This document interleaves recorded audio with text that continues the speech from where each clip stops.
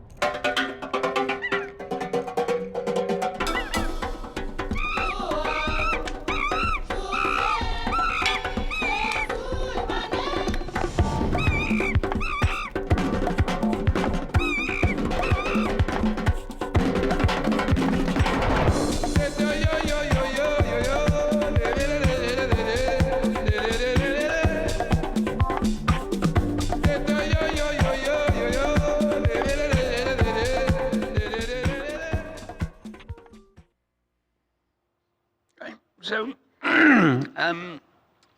we happened to choose the hottest 2 days in existence in a place called Barstow in California, which is halfway between LA and Las Vegas. And we went and made that film, and the highest paid person in that film was the monkey, who actually earned a reasonable amount of money. Everybody else did it for free. It was all my buddies from house and friends and family and things like that. And you know, what can I say? Just if you have a good idea for a film, just go and do it. And now we have no excuse. That was actually shot on the Red, but it was before.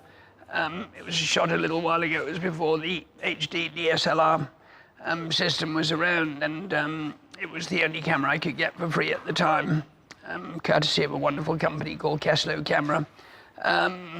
But now you could so easily do that film on a 5D or a 7D or a 1D Mark IV or whichever camera you choose, and there you go. No excuses anymore, anyone. So what else can I say? Can we tell you a couple comments from the chat room? Sure. All right, well, Dave in CA had said that Gail and Creative Live, you're making me want to chase my dreams. Cool. Which I thought was great. cool. That's a great compliment. Yeah, that's really nice.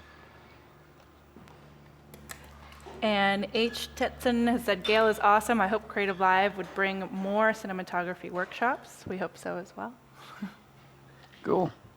I think I had told you before when we were off camera that someone had said they'd learned more in the last 3 days than they had in the last 20 years regarding filmmaking. I think it's kind of a different thing to see somebody in action, see the way you think, the way you operate. There's a lot to be gained from that. So. Yeah, that's really cool. I mean, it's been a pleasure being here, and hopefully people learned something, and that was the whole point of it. So that's really cool.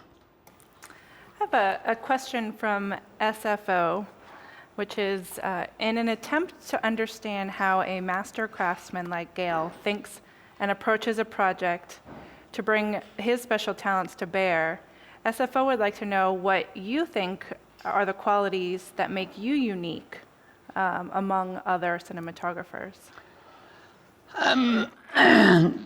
That's difficult. Of course, I don't think I'm unique among other cinematographers. I think there are much better cinematographers than myself that do more interesting work. We just work in different areas, and one just does the best you can and hopes that it works for the people you're working for. And what about style or? Well, it's difficult. I think you choose your own style, and I think it's a matter of just being aware. I think awareness is everything, and just keeping your eyes open for things that appeal to you, and going to galleries and looking at great paintings is wonderful in terms of composition, and there are so many things that you can do to improve your visual objectivity. Like going to galleries, watching light change, if you just sort of at night lie on your bed and watch the ceiling, you'll be amazed at the light display that comes from lights that come from car headlights and street lights and all kinds of things, so it's a matter of being observant and then translating things that you see into techniques that you can use on films or on television or in shorts or whatever it might be, Great. Is there anyone here that would like to have any final words or thoughts that you'd like to share with Gail or Stephen about the workshop? I like how you didn't compromise. We were there, the pressure was on, time was ticking, but still you took the time that you knew that the shot needed in order to have its quality. And I think a lot of beginner filmmakers, maybe they compromise certain things, but when you set up the lighting and you have everything set up, you could shoot really fast once everything's set in place. Well, I think, sometimes, we actually all do have to compromise one way or the other, because the luxury of time is, it's all about time and money, and especially in the last 10 years, the pressure to perform quickly, especially on DPs and directors and actors and so on and so forth, has been pretty intense, because production has, it always was expensive, but it's it's become a lot of the arts now are kind of run by large corporate bodies who are more interested in profit margin than they are in the outcome of the product, as long as it makes money. But that is, of course, not helped by internet theft, which is actually a good thing to talk about for a second, because there's so much internet theft going on of film projects that it makes it very difficult for filmmakers to get money to make films because of the amount of theft going on. So I would encourage everybody to support companies that try and stop internet theft, because it hurts everybody and prevents people from raising money to make films, you know. I suppose it's a little overwhelming to try and say it in a sentence. The weekend was, but he really gave me a lot of confidence for like filming, like to approach a scene, from the lighting to the camera angle to like the gear you'd use, and especially took from it, I said earlier, what the audience wants to see, and kind of cutting out irrelevant stuff and just being aware of everything. I guess I'm a lot more focused now, which is nice, and I really want to thank you for that. Well, it's an absolute pleasure. Thank you. Thanks for being here. Cool. I was really struck with your attention to the craft and to put artistry into that, and like you said earlier, to not compromise the quality, to maintain your minimum standard at all times. I think that's great to attain to. Yeah, I think that's kind of important, just purely because if you just start shooting rubbish, no matter how much pressure gets applied to you, in the end it's going to come back and bite you, you know. And you know, you do get a massive amount of pressure applied to you if you work in television, as I do, you know, but it's important to maintain some kind of standard somewhere. So I think that's a very good comment, you know. Cool. I really appreciate you walking us through setting up the shots with the lighting and the composition and putting things in the foreground, and just really helping us to be able to learn by doing it, but talking us through it. And also Stephen and Jason were so great with that as well, talking us through using some of the equipment that was new to us, and just utilizing everything to its full ability. So it was really a wonderful experience, and you're so genuine, and I just really loved learning from you.